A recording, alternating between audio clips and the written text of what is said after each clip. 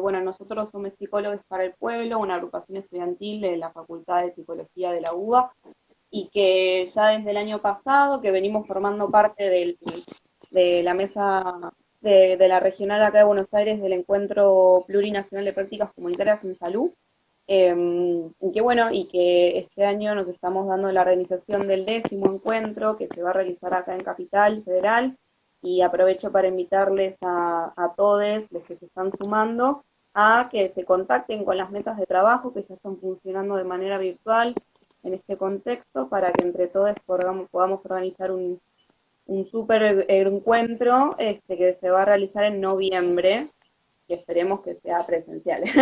Esperemos que ya en noviembre podamos vernos por lo menos, nada, podamos vernos y hacer encuentros más cercanos en ese sentido.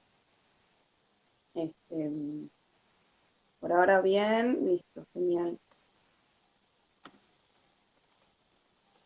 Hola, gracias por sumarte. Ahí se está sumando bastante gente. A ver. A ver, esperamos 5 minutitos, ¿te parece, Agus, o querés ir presentándote? Como diga Sol, no hay problema, esperamos 5. ¿Esperamos 5? Bueno, esperamos 5. ¿Cómo la estás viviendo allá? Allá la situación, como... Y aquí en Paraguay acaban de, hace 2 días, prolongar de nuevo las medidas coercitivas. Uh-huh, Oficialmente la curva estadística está como bastante atenuada, uh-huh. pero tenemos un sistema de salud altamente precarizado, entonces es el único partido que podemos jugar es el de la prevención, ¿no? El resto, la dimensión diagnóstica y la dimensión interventiva, sobre todo cuadro severo respiratorio, esperamos que nos va a ir bastante mal, así como están las cosas, ¿no? Sí, Entonces, estamos centrados en eso. Es un poco una mirada biomédica de lo que está pasando, ¿no?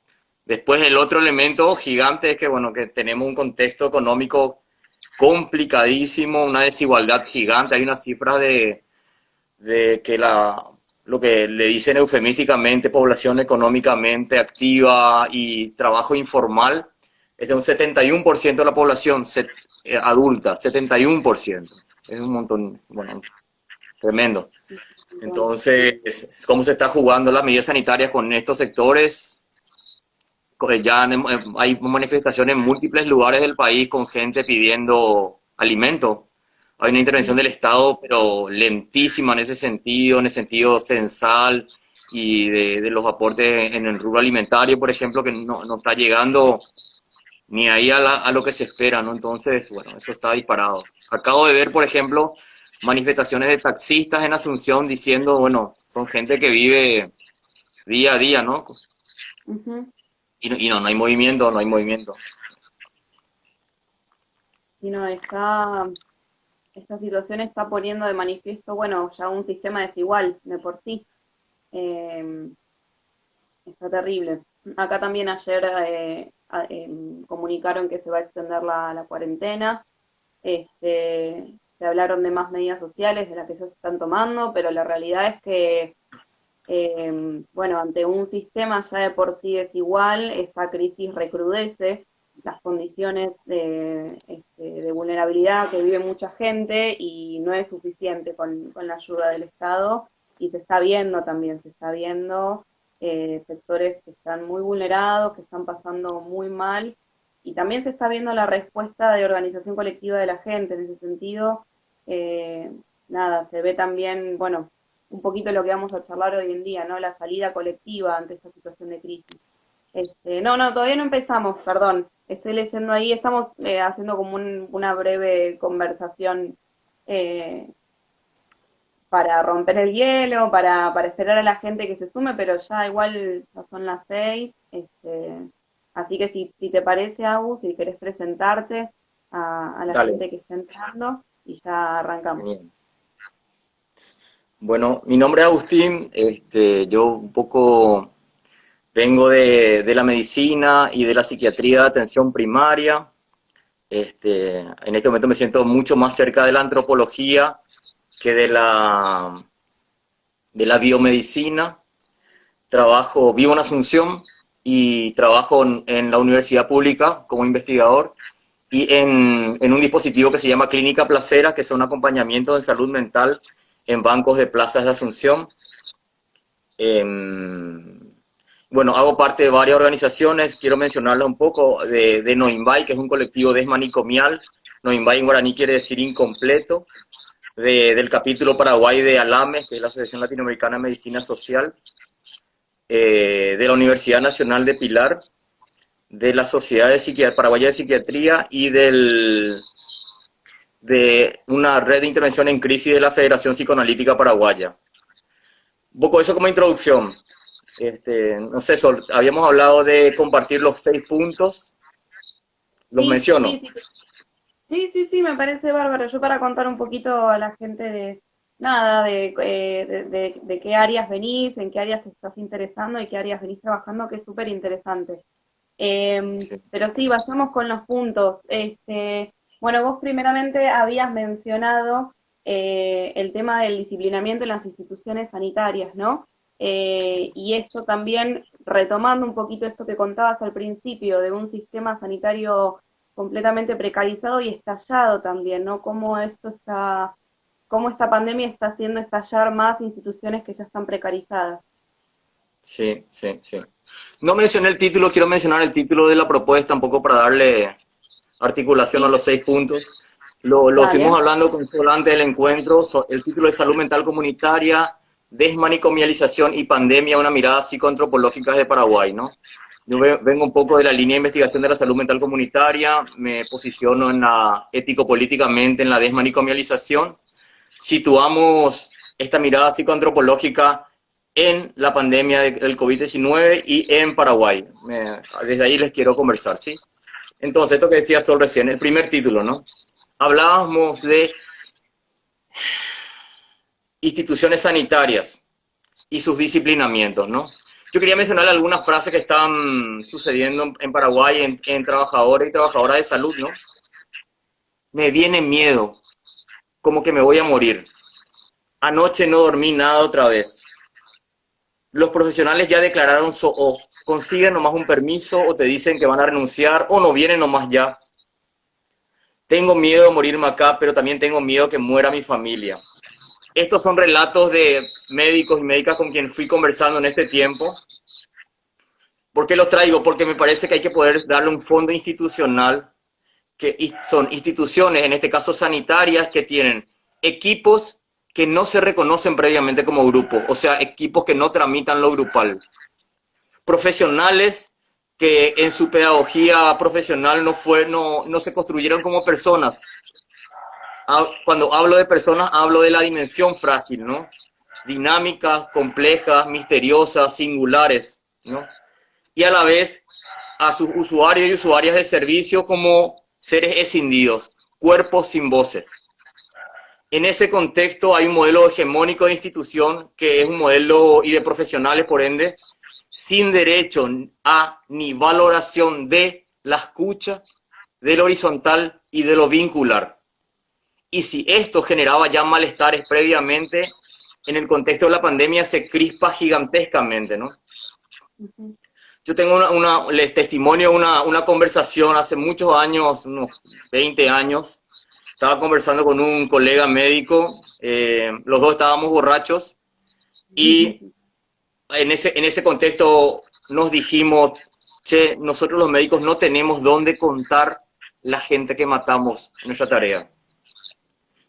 Y traigo eso porque me parece que es importante ponerlo, explicitarlo, hacerlo rodar, porque hay, por un lado, negar esto fortalece ese lugar idealizado de la pretendida superioridad del modelo médico hegemónico, ¿no? Y por otro lado, nos niega a los profesionales sanitarios, médicos, pero probablemente no solamente desde la medicina, el derecho a pedir ayuda, ¿no? Nosotros tenemos unas estadísticas cada vez más significativas de suicidio en el campo sanitario. asistencial y también en las escuelas de formación, estudiantes y profesionales.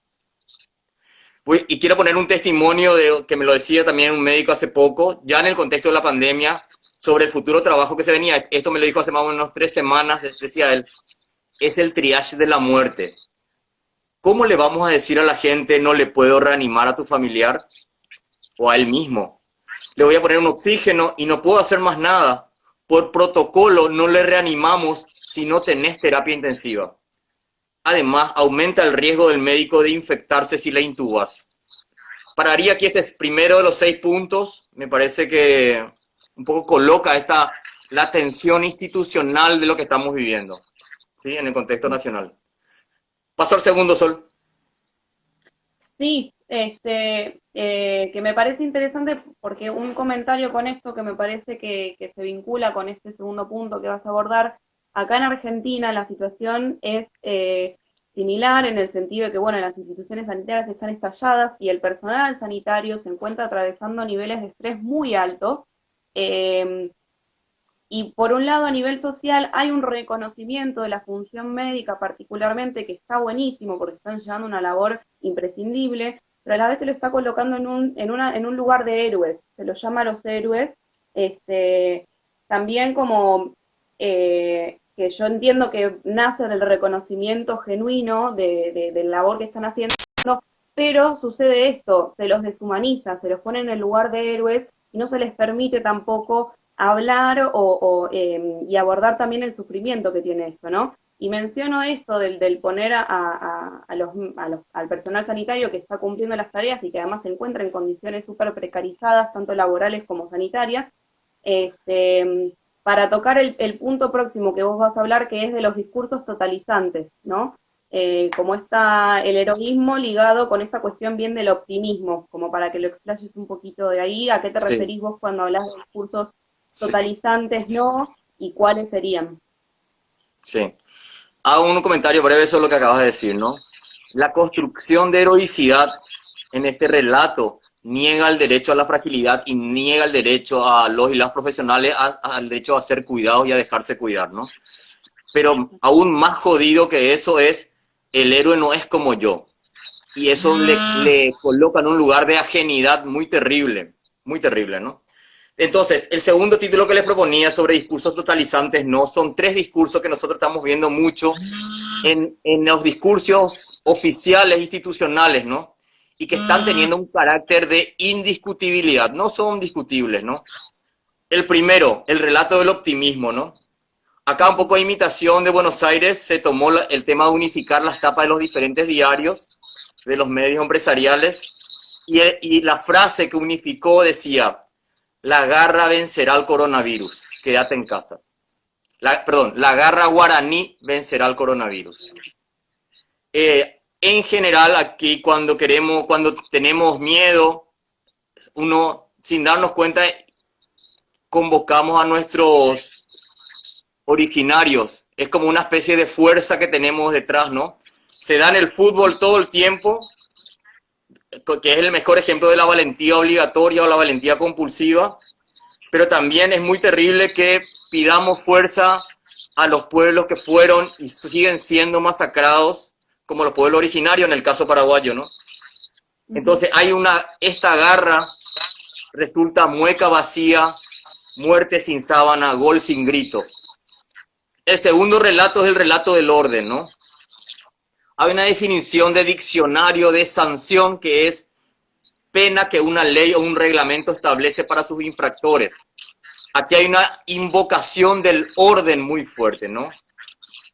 Sanción como multa para los que no se quedan en la casa, como impedir vía migraciones que entren las y los paraguayos que estaban en el exterior, como exigir que profesionales salgan de donde viven y se vayan a otra parte que uno no sabe dónde es otra parte, ¿no? Que ya comienza a surgir, ¿no?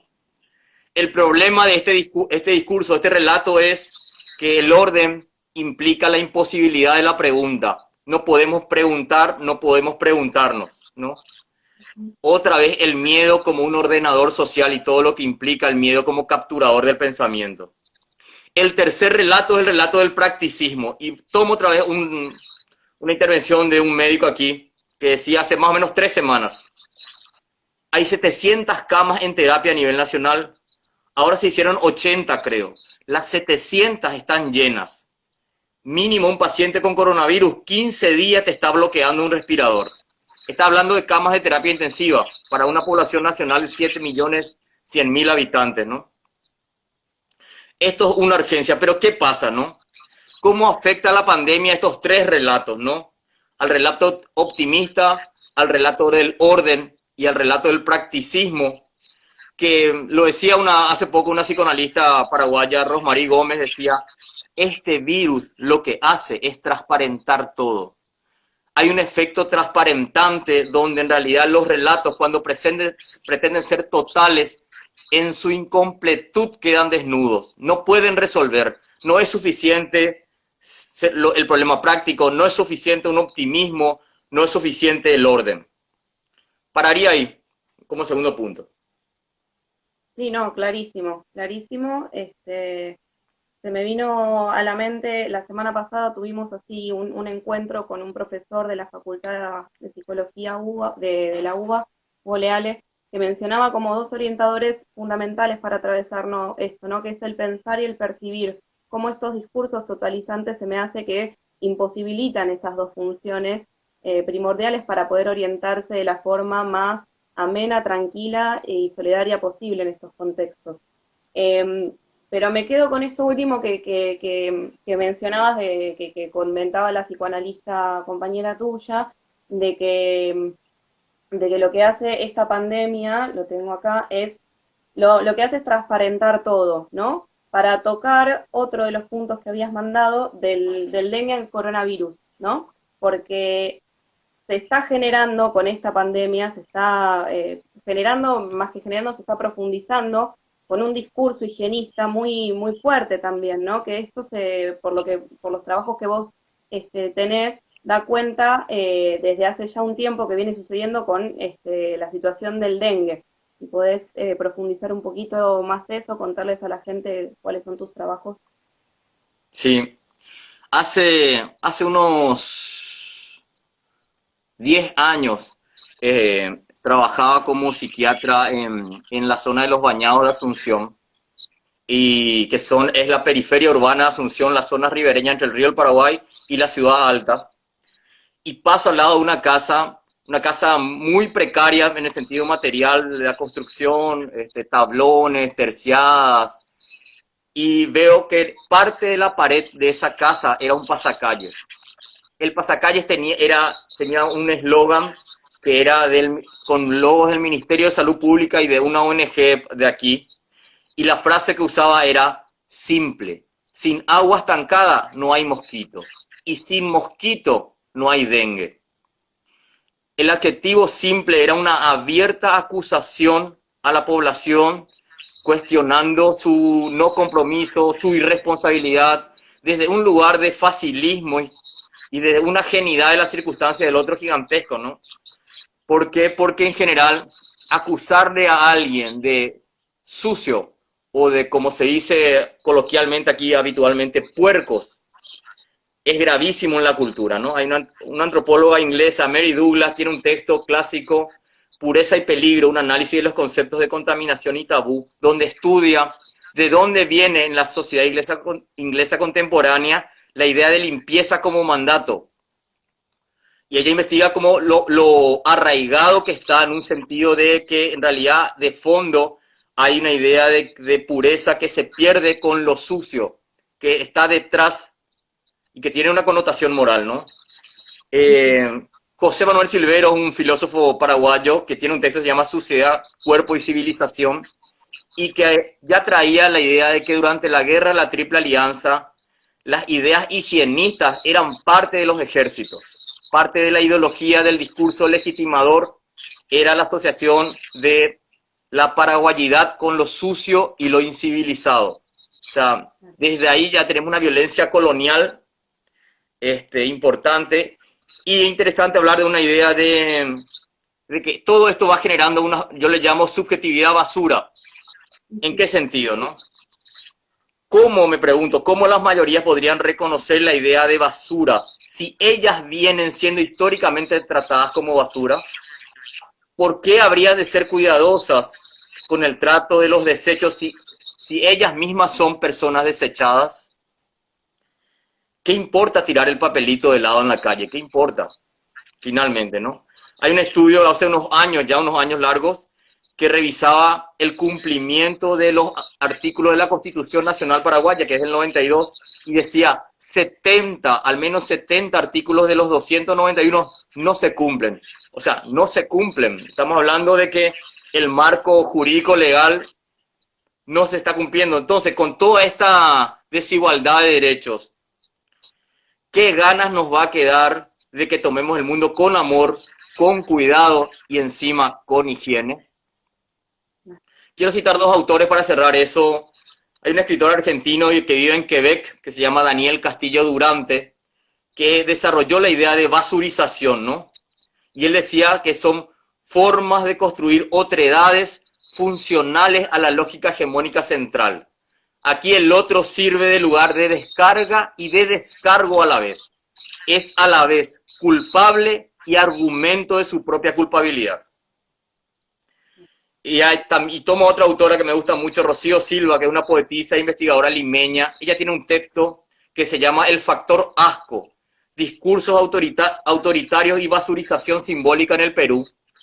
Y ella habla de que estos discursos están promovidos por ciertas agencias estadounidenses, películas hollywoodenses, que construyen para sí un centro simbólico, neoyorquino o bostoniano, dice ella, y por otro lado se genera lo latinoamericano como una mezcla entre lo bárbaro, lo exótico hiperbólico, lo pasional, lo folclórico y lo abyecto. De alguna manera todo esto representa como que nosotros encarnamos la latinidad como lo descompuesto, lo despreciable, lo basurizable, ¿no? Yo dejaría esto por acá como tercer punto.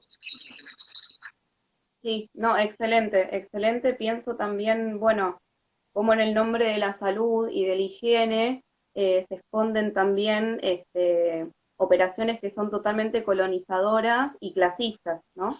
Pero se disfraza de un discurso también totalizante que supuestamente apela a la salud y al bienestar. Y hablando de esto, de discursos, puras que engloban condiciones precedentes de opresión, colonización y clasismo, me parece que estaría interesante si contás un poco más cuál es la lectura de los gobiernos paraguayos desde lo que vos llamás la necropolítica, ¿no? Apelando a la deuda histórica. Sí. Revisando algunos discursos del presidente actual de la República, hay un giro que aparece en su discurso. Voy a citar dos frases de prensa del presidente actual. El gobierno está emprendiendo una serie de importantes inversiones para saldar la deuda histórica del país en materia de salud. Abril del año pasado. Paraguay tiene una deuda histórica con la salud pública, por lo que se están haciendo estas inversiones de contingencia. Eso fue el miércoles, hace unos días. Deuda histórica. ¿Qué no se dice cuando se dice esto? ¿Qué se niega cuando se afirma esto? ¿Qué se esconde? Yo postulo por lo menos 4 puntos. 1, deuda histórica no identifica, no señala responsables. 2, no desarrolla una explicación del por qué estamos como estamos. 3, no se construye con una participación abierta y equitativa en la definición de cuál es la deuda. Y 4, las producciones que finalmente se generan a partir de la idea de deuda histórica niegan las causas estructurales de la desigualdad, ¿sí? Estos discursos lo hemos visto una y otra vez, ¿no? Son instituciones, en las instituciones que incluso llegan a agredir a sus propios trabajadores. La idea de necropolítica es de un filósofo camerunés, Achille Mbembe, que llama necropolítica a la mera administración de la miseria de las grandes mayorías. Él profundiza eso y dice, se brinda salud, educación y protección social a un nivel mínimo posible. El mínimo nivel de bienestar para que la maquinaria infernal de la acumulación del capital no tenga mayores complicaciones en seguir acrecentando sus ganancias. Y plantea esto, ¿no? Dice, habla de soberanía. Dice, la soberanía reside en el poder y en la capacidad de decidir quién puede vivir y quién debe morir. La soberanía resulta así el derecho a matar. Desde esta idea de lo necropolítico a lo paraguayo, que ya lleva décadas al menos, los discursos son así. Se tomarán todas las medidas, se están haciendo grandes esfuerzos, se comprende la extrema gravedad de la situación, retóricas cosméticas e impostoras. ¿Qué hacer con esto, no? Y ahí yo quiero tomar una propuesta de la epistemóloga Denise Nachmanovich, que ella habla de pasar de la ciudadanía a la cuidadanía. Y entiende la cuidadanía como un proyecto, no, sino como un trayecto. Dice, porque no podemos saber a priori cómo cuidar, pues a cuidar se aprende cuidando. Y habla de un modelo de cuidado que no hay que presuponer, pues cuando presuponemos eliminamos la vida, o sea, el contexto, eliminamos a la persona cuidada y nos estamos eliminando incluso a nosotros mismos, ¿no? Pararía por acá. Sí, no, súper claro, súper actual esto de la necropolítica, también como en los efectos que está produciendo esta emergencia sanitaria, ¿no? Y pensándolo un poquito acá en Argentina, creo que hay una similitud muy grande en cómo se estuvo usando en estos últimos años de liberalismo la figura de la deuda externa, cómo se sigue apelando, hay que pagar la deuda externa, hay que pagar la deuda externa, cuando en realidad no deja de ser un instrumento de control social por medio de los grandes poderes concentrados, y es esto, apelando a una figura de deuda externa que no responsabiliza tampoco a los grupos locales que permiten que el país se siga endeudando y que sigan precarizando las condiciones sociales de las grandes mayorías populares, ¿no? Pasamos, si te parece, hablando de esto, ¿no? De los cuidados, a ver, ¿cómo te lo puedo formular? Hay un punto que vos planteás que hay una emocionalidad detenida, una emocionalidad paraguaya detenida en lo que fue la sociedad paraguaya antes de la guerra de la Triple Alianza, ¿no? Entonces, si podés desarrollar eso y me pregunto, ¿no? ¿Cómo se puede proyectar una orientación o un trayecto de cuidado cuando hay tanta emocionalidad y cuando hay tanto del orden de lo traumático congelado y estancado? Sí. Quiero dar un ejemplo para introducir, ¿no? Es frecuente observar aquí, el tereré es una tradición muy, muy extendida, no tengo que describir, ¿no? Que en los termos de tereré forrados de cuero muchas veces, es frecuente observar una imagen grabada que es una casa campesina con un techo a dos aguas, techo de paja, un cocotero, una carreta sin buey y un camino sin tierra. Ese paisaje campesino podríamos nosotros situarlo fácilmente en 1865, en 1860, previo a la guerra de la Triple Alianza. Ese paisaje campesino prácticamente hoy ya no existe. Lo que hay ahí son pasturas para ganado vacuno, plantaciones inmensas fundamentalmente de soja transgenizada, en los manchones de selva que queda cultivos clandestinos de marihuana, pero eso no está en los termos. Los termos tienen una imagen congelada. Entonces yo me pregunto, ¿qué pudiera estar perdurando en la sociedad paraguaya como un irresuelto impensable? El genocidio de la guerra de la Triple Alianza es un escenario que nosotros no lo hemos elaborado como colectivo social, ¿no? Y me pregunto cuál es la presencia contemporánea de eso y tomo tres líneas emocionales, ¿no? Para pensar emociones y contemporaneidad paraguaya, ¿no? La primera es la ira, que a veces surge de tan guardada con muchísimo impulso, con muchísima violencia. La segunda son los miedos, ¿no? Que pueden generar sujetos inseguros, tímidos, dóciles, sumisos, esclavos. Y la tercera es lo melancólico que tiene toda su capacidad metamorfósica y aparecer de múltiples formas, ¿no?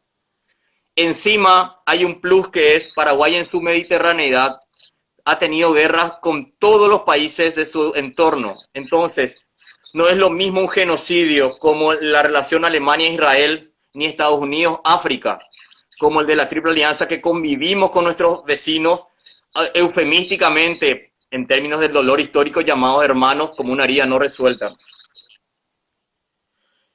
Kathy Carruth es una profesora de Cornell University de Nueva York que habla de traumas intergeneracionales, como eso traumático no pensable. Ella lo nombra como ese legado de incomprensibilidad, ese silencio que habla. Me parece que es muy importante. Yo creo que si nosotros en el caso nacional no podemos trabajar eso de manera íntima, no solamente en el contexto de salud mental patologizante, sino en un contexto de existencia, nos va a trancar. Creo que lo más cercano que tuvimos a eso fue que durante el bicentenario, en el 2011, el gobierno tuvo un despliegue muy significativo, no solo del gobierno en ese momento, de construcción de derechos, por lo menos significativo en términos comparativos con los gobiernos anteriores y posteriores, ¿no?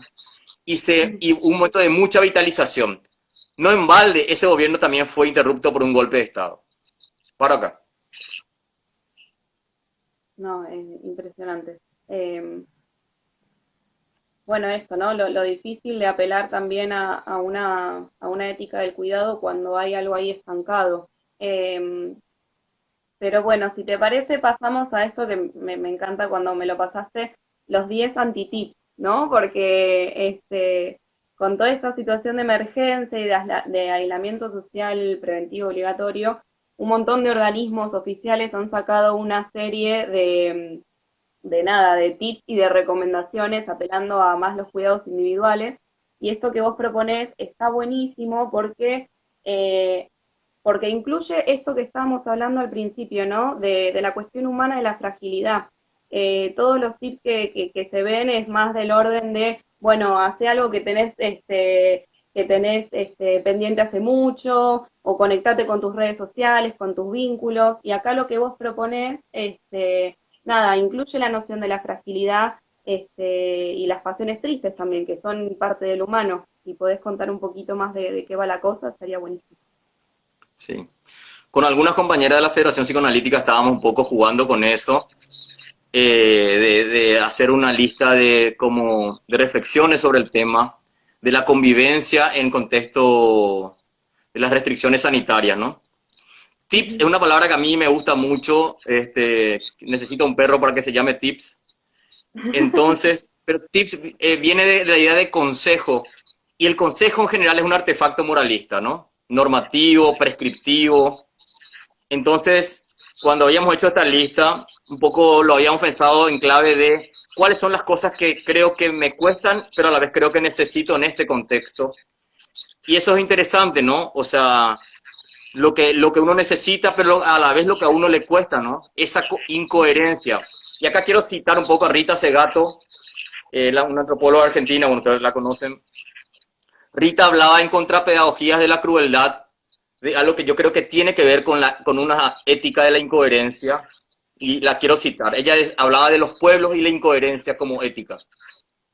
Y decía, los pueblos nos enseñan que la buena forma de caminar es soportar la ambivalencia, la realidad de lo inconsecuente, de lo incoherente, de lo contradictorio, como es vivir para ellos en el mundo del blanco y también fuera de él.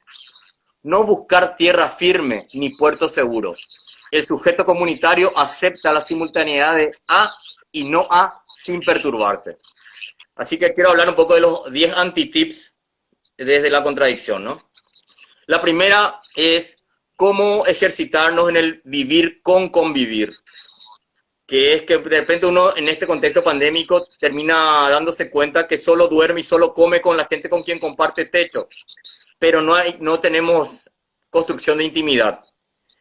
Intimidad entendida como compartir el mundo interior, afectos, ideas, preguntas, fantasías. El segundo es validar el derecho a la soledad, ¿no? Hay como a veces, como tiene mala prensa la soledad, en el mundo de salud mental también nosotros estamos muchas veces vigilantes del aislamiento social. pero capaz que sea un derecho también y acá se puede ejercer y hay un proceso reconciliatorio con lo solo. Les decía, el problema no es que nos dejan solos, el problema es que no nos dejan suficientemente solos. El tercer punto es hablar de las peleas en contexto de pandemia, ¿no? Decíamos, si hay peleas nuevas en la convivencialidad, reconocer el contexto de sobrecarga emocional y quizás tener como una dinámica asamblearia de la convivencia donde se puedan ir trabajando los acuerdos. Si hay peleas viejas, quizás este sea un buen momento para tomar decisiones y pedir ayuda, ¿no? No hay que aguantar lo que nos viene haciendo mal. Cuarto, un tiempo para reconocernos, ¿no? Para trabajar lo pendiente, ¿no? Para estar con uno. Para tomar quizás lo que nos vienen diciendo hace mucho como crítica que uno posterga, justifica, evita. Quinto, una vindicación de la lentitud, ¿no? ¿Qué podemos descubrir cuando nuestras vidas se enlentecen? Y me acuerdo que cuando vivía en Montevideo, iba siempre en bicicleta por un trayecto y había un lugar de una vereda donde pasaba con la bicicleta rápido y siempre tenía miedo de caerme en un espacio de la vereda rota, hasta que pasé despacio. Y cuando pasé despacio, pasé tranqui. No lo hubiera descubierto si no lo hacía despacio. Sexto, potenciar la solidaridad vecinal. Aquí había un meme que estaba girando que decía, el único cambio del Estado que ha habido es pasar del Ministerio de las Polladas, que es una forma popular de conseguir fondos, de una comida para conseguir fondos en salud, a la Dirección Nacional de Ollas Populares, que está viendo en Asunción Metropolitana muchísimas ollas populares en los barrios populares, ¿no? Quizás los sectores populares estén en mejores condiciones solidarias de afrontar este contexto, ¿no? Séptimo, el humor, nuestro viejo aliado, y no hay que hablar de la efervescencia meme que estamos viviendo. Octavo, legitimar y trabajar las pérdidas, ¿no? Permitirnos el dolor de lo que perdemos, legitimarlo, no juzgarlo. Es lo que la psicoanalista Alejandra Cohen, argentina, decía, ¿cómo se puede vivir sin querer perder nada? Noveno, el ejercicio de soñar lo común, que parecía tan valioso de poder como que cada grupo conviviente puede hacer una práctica que en algún momento, una noche, un yeré, una ronda de conversación, ya sea con dibujos, en una peña o un karaoke, o contando historias, que cada grupo conviviente puede imaginar qué necesita para una sociedad igualitaria y sensible, y que pueda acordar eso de alguna manera y visibilizarlo, ¿no? Ponerlo en la fachada, ponerlo en los estados, ¿no? Que pensemos que lo igualitario y lo sensible puede ser el signo de un tiempo post pandemia. Y el último es el derecho a la rebeldía, ¿no? En la Constitución Nacional aquí existe el artículo 138 que dice, se autoriza a los ciudadanos a resistir a los usurpadores por todos los medios a su alcance. Nosotros pensamos, y cierro con esto un poco la propuesta, que no queremos una salud mental que sea normativa, sino que sea emancipatoria. Entonces, si los derechos no están funcionando, pues habrá que exigirlos, como casi siempre. Me quedaría por ahí. Sí, ya con esto estamos, y estamos re bien de tiempo. La verdad que podemos seguir charlando, profundizando un poquito más los puntos si querés. Podemos abrir a las preguntas o reflexiones también de la gente que nos esté viendo. A mí personalmente me pareció súper interesante esto de los anti-tips, y bueno, yo estuve leyendo un poquito que hay un concepto tuyo de en cuanto a abordaje a lo que es la participación comunitaria, que es ahí lo tengo acá. La erótica social. La erótica social, que me parece un concepto súper potente y súper bello también. No sé si podés contar un poquitito de qué va la cosa para quienes no lo leyeron, pero me parece que también tiene unos lineamientos muy importantes para tener en cuenta hoy en día, en este momento de justamente aislamiento, y que se vislumbra un futuro no tan alegre también, ¿no? Entonces, cómo la erótica social puede venir a dar una respuesta potente desde ese lugar. Nosotros trabajando en atención primaria, desde el 2008 a 2012, sobre todo en los Bañados de Asunción, con un colectivo de estudiantes de psicología, y un poco desde la Universidad Nacional de Asunción y desde la Dirección de Salud Mental del Ministerio de Salud, construimos una noción que se llamaba clinitaria, que era hacer clínica de salud mental con sensibilidades comunitarias, ¿no? Entendíamos que necesitábamos eso entramado, que no nos servía el estanco que separaba. En ese contexto, nos pasó que comenzamos a ver una situación puntual que detonó esta reflexión que vos mencionás, que fue que una vez un equipo de APS comenzó a obligar a la participación a la gente en sus espacios grupales. Y la discusión fue, ¿qué hace la gente en el territorio que no necesita que le obligues y que lo hace con sentido y con placer? Y ahí estudiamos las prácticas de humor, juego, arte y fiesta de los territorios populares. Y decíamos que, bueno, un poco con una mirada spinoziana, la idea de explorar las pasiones alegres de los sectores populares en esos territorios y que eso sea lo que nos inspire, no instrumentalmente, sino como una forma de delicadeza vincular para la construcción de la participación, ¿no?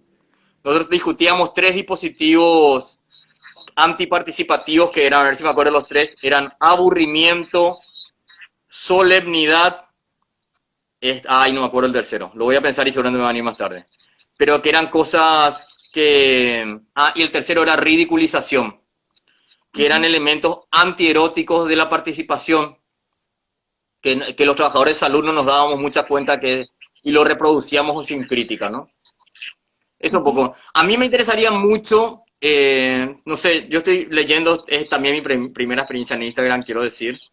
Estoy leyendo cosas acá y estoy reconfundido porque te miro, Sol, miro lo que dice abajo, miro arriba, miro abajo. No sé si hay forma como de estructurar esta conversación o es un momento así del acelere y lo dejamos y bueno, después se verá cómo se salda esto.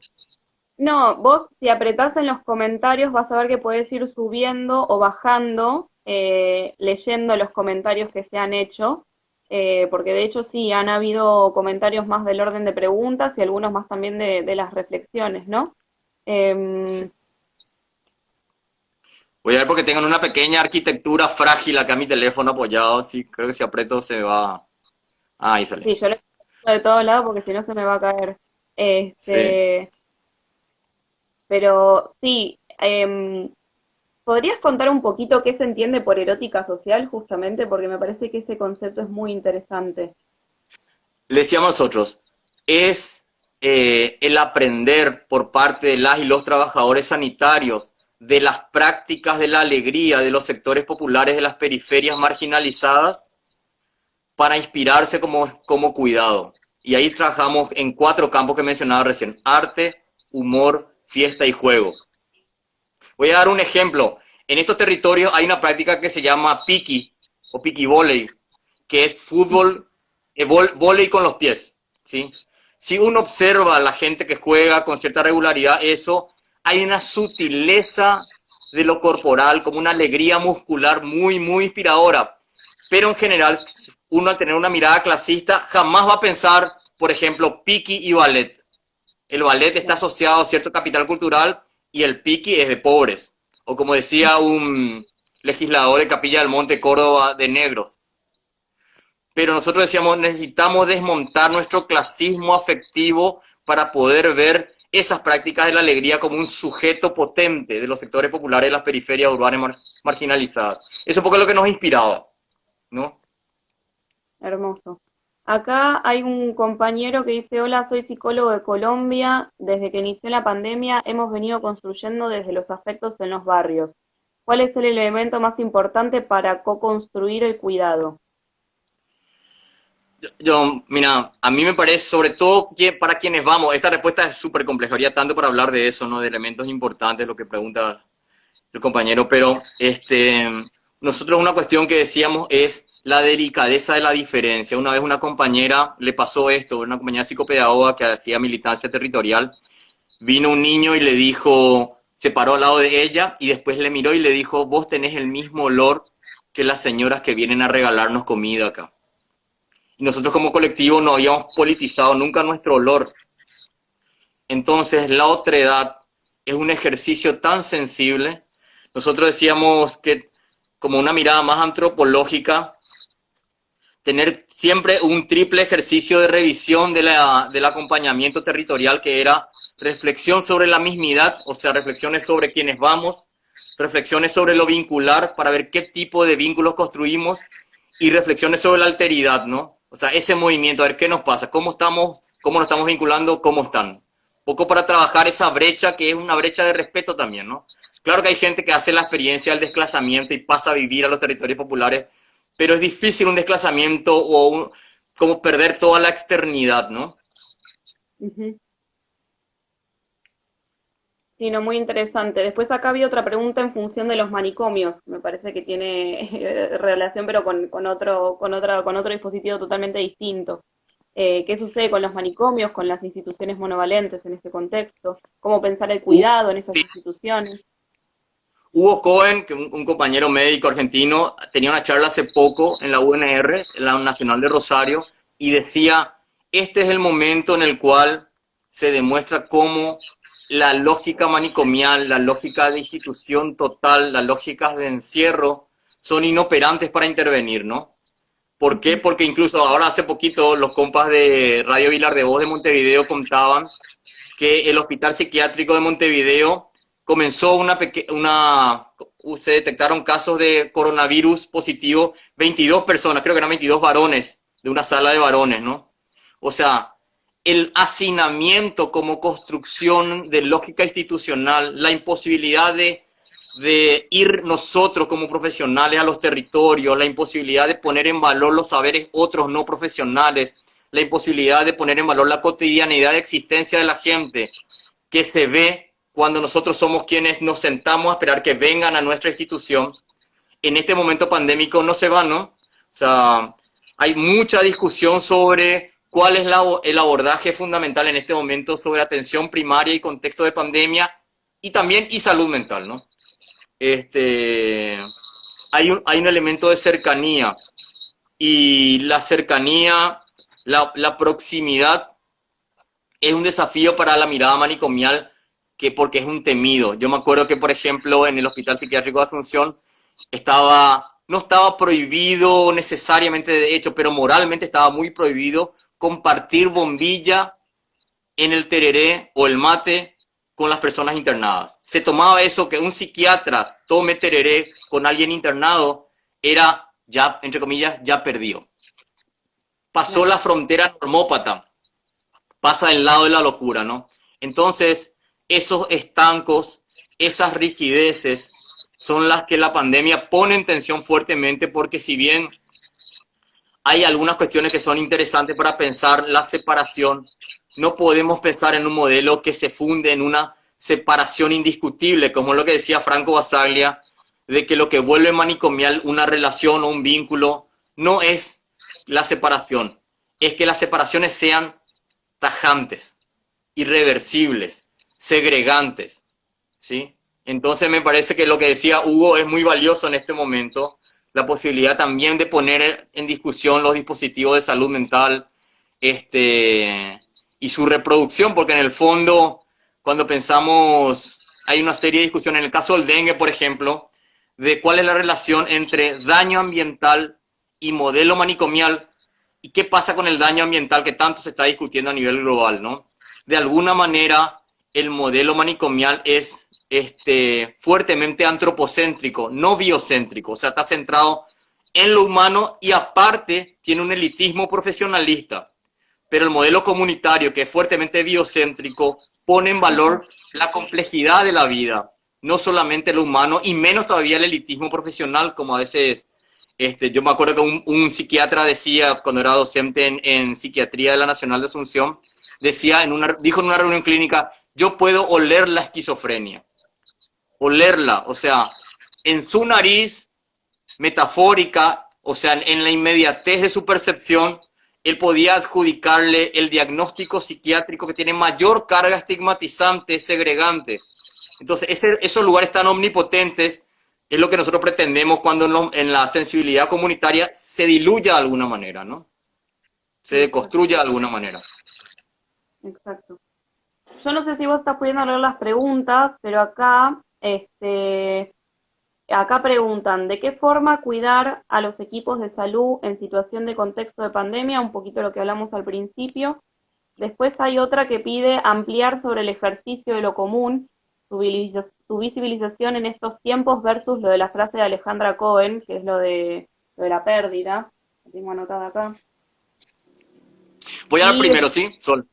Porque me sí, decís tres preguntas y seguro que voy a armar un lío. Esto que me decía de los equipos, ¿no? En el caso paraguayo, me voy a situar, en el caso paraguayo, cuando hablaba de las instituciones, de alguna manera hay dos estrategias frecuentes de cómo abordar la violencia institucional, y son los chismes y lo que aquí se llama grupismo. No sé si se usa el término en Argentina. Los chismes son, en la violencia institucional, son las conversaciones que se fugan del silenciamiento y del verticalismo institucional. O sea, instituciones que no logran construir espacios dialogantes promueven los chismes, para después, posteriormente, sentirse atacada por los chismes que generó. claro. Por otro lado, los grupismos tienen que ver con cómo me sostengo ante una inercia violenta institucional y hago alianzas pequeñas con personas cercanas. Eso se ve como grupismo, pero si la institución no genera espacios grupales legitimados, flexibles, dialogantes, sostenidos, obviamente se van a hacer pequeñas trincheritas para sobrevivir a ese clima institucional. Claro. Yo pensaba y lo hablaba con una persona amiga que es directora de un hospital regional aquí en Paraguay, que puede ser interesante este momento donde se viene hablando mucho de que es un contexto extraordinario. Entonces podemos hacer cosas extraordinarias. Hay permiso, ¿no? Porque es incierto, porque no sabemos cómo muchas cosas y por lo inusual de lo que está pasando. Entonces, a lo mejor cada institución pudiera generar espacios de cuidados singulares según su particularidad. Pero eso necesita, y yo creo que es una urgencia, ¿por qué? Porque hay muchísima fragilidad de los profesionales, histórica y con el plus de la pandemia que decíamos al principio. Yo me acuerdo mucho, y quiero dar ese ejemplo, en el primer gobierno Lula, en el Ministerio de Salud Federal, la ministra convocó a un grupo de esquizoanalistas para pensar el cambio institucional en ese contexto. Y la discusión, lo que se acordó fue que vaya un profesional de estos a cada institución y converse colectivamente esta pregunta. ¿Qué quiere decir aquí humanícese? Esa es la pregunta que se construyó con una mirada universal de las instituciones del Ministerio de Salud Federal brasilero. Quizás sea interesante que cada institución pueda generar cómo necesita conversar, ¿no? Hugo Cohen decía, por ejemplo, que la gente antes de entrar a su turno, porque en general los servicios de salud funcionan mucho por guardias, puedan hacer media hora de cómo están, de cómo llegan, de qué necesitan decir, de qué quedó pendiente, pero que no lo hagan como algo afuera de la institución, porque eso es lo que ya se hace. Decía, que sea algo incorporado en la oficialidad institucional y que sea regular, no a veces. Yo creo que apoyo un poco esa idea para construir lógicas de cuidado singulares en las instituciones hoy en este contexto. Me quedo por ahí. Esa era la primera, no me acuerdo las otras preguntas que dijiste, que leíste. Ahora quería avisar que ahora en dos, 3 minutitos se va a cortar el vivo, por eso que te comentaba que Instagram solamente permite 1 hora y que después lo corta, que apenas se corte el vivo, les pido a la gente que está viendo que vuelva a entrar, que lo vamos a continuar, sea para seguir respondiendo preguntas y también para darle un cierre prolijo. Pero cuando se corten no se vayan, sino que vuelvan a ingresar al vivo, que lo vamos a poner en marcha nuevamente. Después había otra pregunta que me quedó un poco más arriba, pero había una que, ¿cómo pensar la clinitaria en situación de aislamiento, ¿no? Y en algunos casos virtualidad, porque esa es otra también beta que se está abriendo en esos contextos, que es, bueno, ¿cómo se dan los encuentros hoy en día en este formato virtual? El efecto que va a tener esto también de que los encuentros hoy en día están siendo principalmente desde la virtualidad. Las potencias y también los efectos subjetivos de eso. Sí. Clinitaria es un constructo fuertemente comunitario vecinal. O sea, creo que se produjo entre el 2008 y el 2012, también se cortó cuando el golpe de Estado parlamentario, y lo que nosotros pensábamos en ese tiempo estaba afincado en los bañados, ¿verdad? Realmente sería como todo un ejercicio y sería buenísimo, que creo que estamos en construcción ahora, lo estamos viviendo, decía Hugo Cohen también justamente, la particularidad de esta catástrofe es que está pasando y nos afecta a todos. No pasó, no es como un terremoto que ya fue y no existe el por fuera, ¿no? No hay, bueno, a vos te afecta el coronavirus, a mí no me afecta, ¿no? Entonces, en este contexto de catástrofe particular, yo creo que toca inventar Clinitaria. Es su equivalente. Seguramente hay mucha, y yo valoro mucho este espacio de psicólogos y psicólogas para el pueblo, porque me parece que está como tomando la idea de que necesitamos pensar en este momento colectivamente para poder como ayornar nuestras herramientas al contexto pandémico, ¿verdad? Yo no me atrevería tanto, diría, sigamos conversando, sigamos conversando. Creo que se está produciendo un gerundio. Sí, sí, no, es súper interesante y necesario. Y bueno, también utilizar eso, las herramientas de las que disponemos y potenciarlas desde la inventiva. Es esto que vos decís. Si hay una oportunidad para crear algo nuevo es ahora, porque no hay nada dicho de lo que está pasando tampoco, ni de lo que va a pasar, ni de cómo organizarse.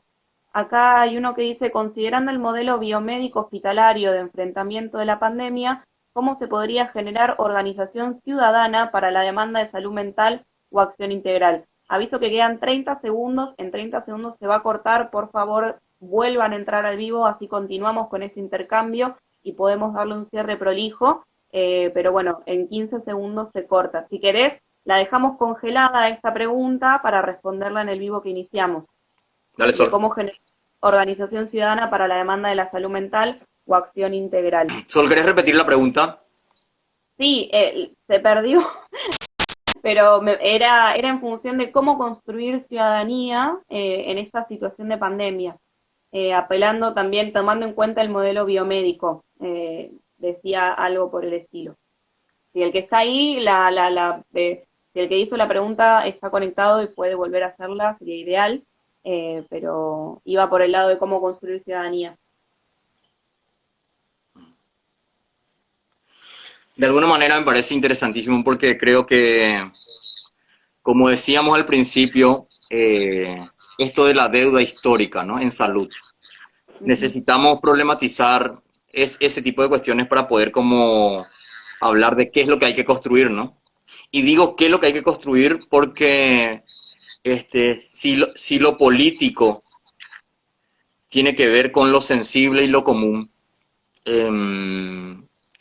de alguna manera la construcción hegemónica de ciudadanía es profundamente excluyente. O sea, por lo menos en el caso paraguayo, enormes sectores de la población no son ciudadanos, o sea, sus derechos, como decía al principio, constitucionalmente no están garantizados, sus posibilidades de participación política son muy restringidos. Entonces, por eso me era muy interesante lo que citaba de Nachmanovich, que hablaba no de ciudadanía, sino de cuidadanía. Ella contaba que ella pilló el concepto o lo construyó por casualidad porque un pasacalle se hizo mal y se escribió cuidadanía en vez de ciudadanía. Y en ese contexto, creo que es interesantísimo ver qué es lo que hay que complejizar, qué es lo que hay que rever, qué es lo que hay que mantenerse en confusión porque todavía no lo tenemos claro. Y cuál es la dimensión colectiva de la construcción de esta nueva herramienta ético-política, ¿no? Los que estamos un poco en la cuestión de salud mental y desmanicomialización, venimos un poco discutiendo todo eso y yo creo que coincido, lo cito de nuevo a Cohen, coincido que el paradigma para este momento de salud mental es fuertemente el desmanicomializador. Es el que nos va a permitir acercarnos a lo cotidiano, es el que nos va a permitir construir un otro validado, es el que nos va a quedarse pegado a la lógica de encierro, porque el encierro no solamente encierra físicamente, encierra a quien encierra. Entonces, acá necesitamos desarmar eso, darnos tiempo para esa construcción, ¿no?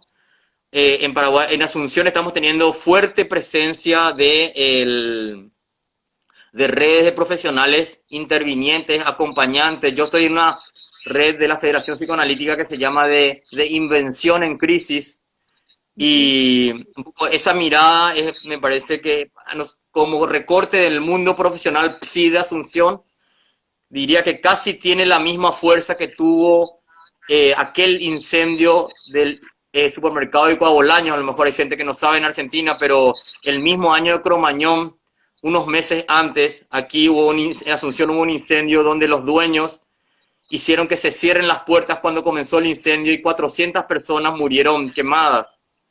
Hay un juicio abierto donde la acusación incluye también a gobernantes y a arquitectos, y eso está casi como no resuelto.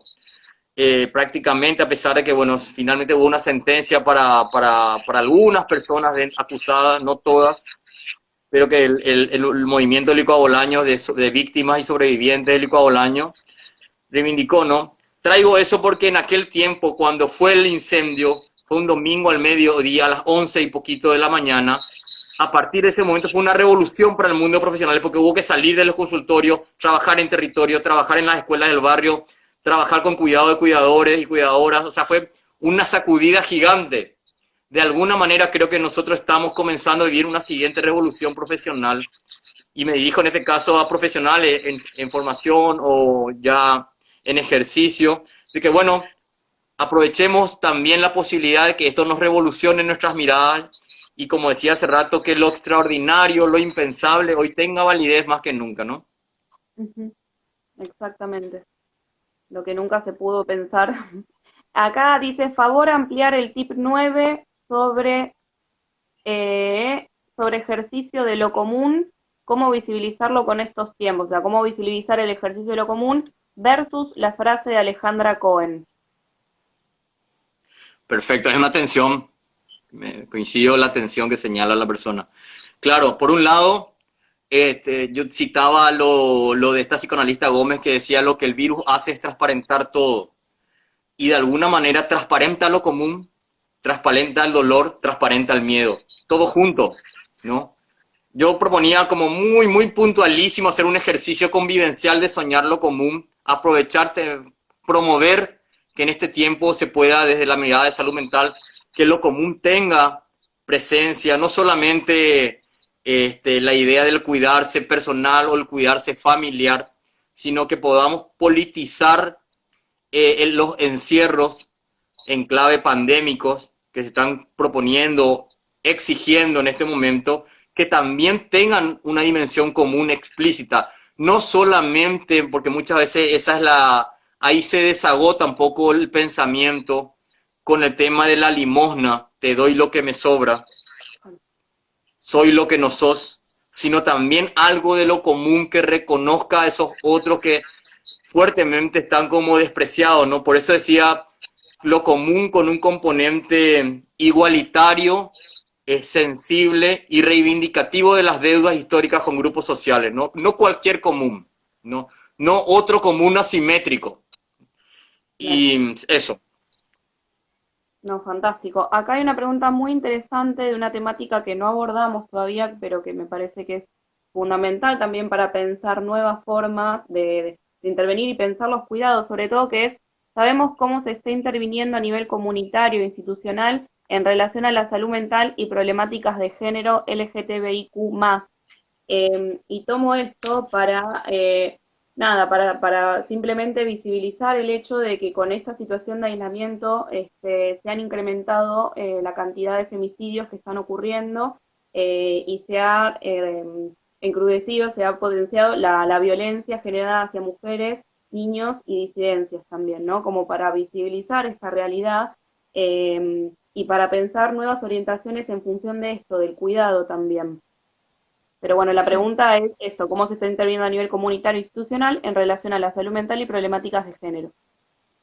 Sí, yo diría tres cosas. Una, que creo que en ese sentido yo me correría y dejaría un poco que las mujeres que están protagonizando fuertemente, mujeres cis, trans, las disidencias, puedan hablar de este tema de género, porque bueno, yo me considero un alto privilegiado con ese sentido como por mi biografía.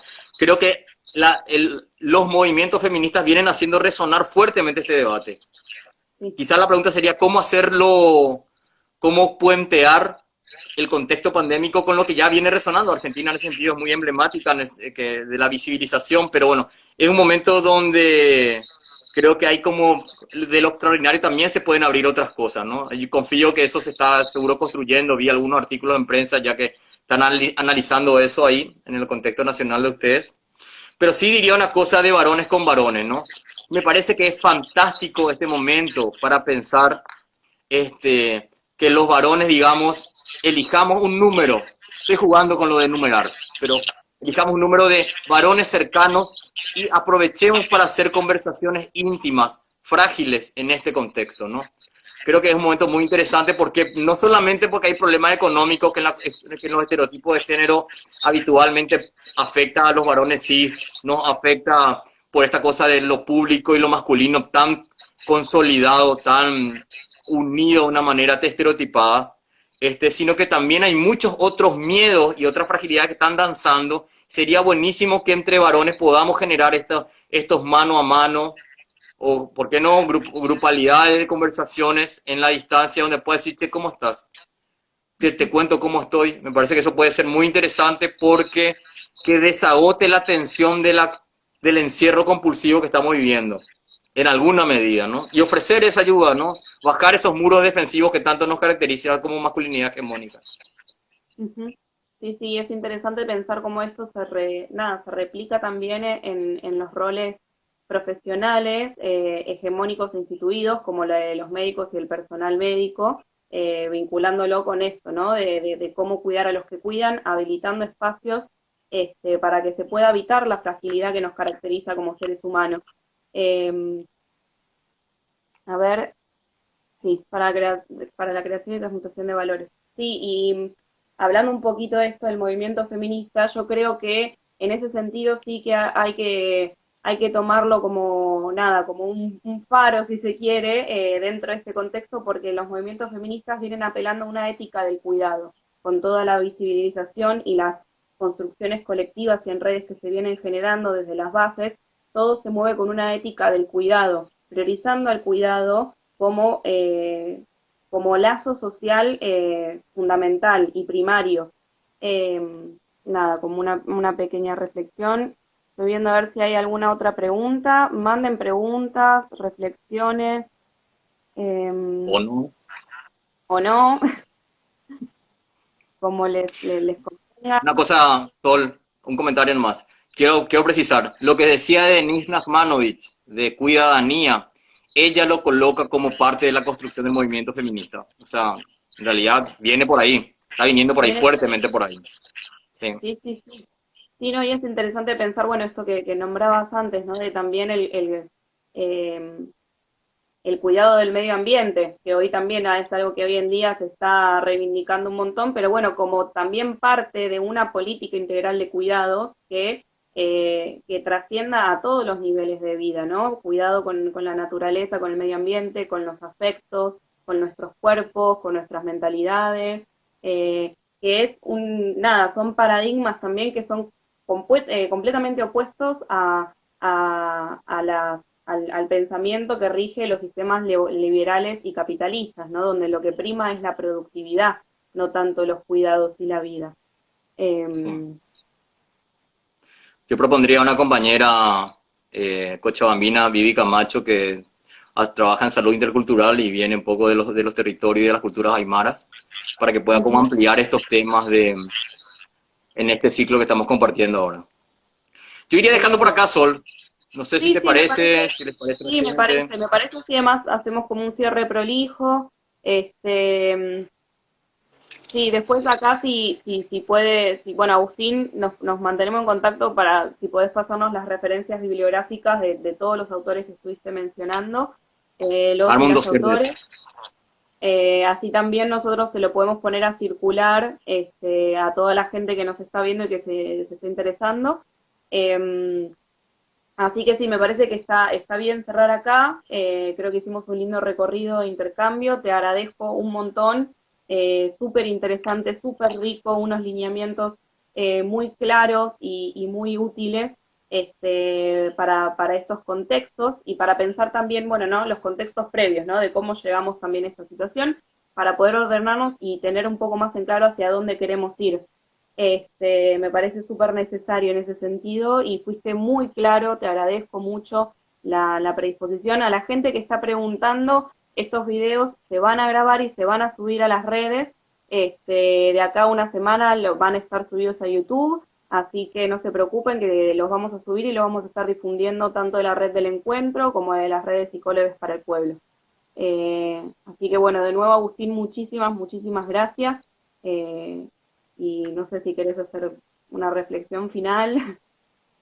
Tres cosas nomás. Una, quiero mencionar un saludo a un compañero que en este momento está en la Dirección de Vigilancia de Salud, Guillermo Sequera, en el Ministerio de Salud, un compañero de Alames, Paraguay, y que está un poco sosteniendo mucho de la construcción técnico-política, él y un equipo que él integra, ¿no? Entonces me parece importante visibilizar ese nombre como un referente de la construcción de otras políticas de salud, ¿no?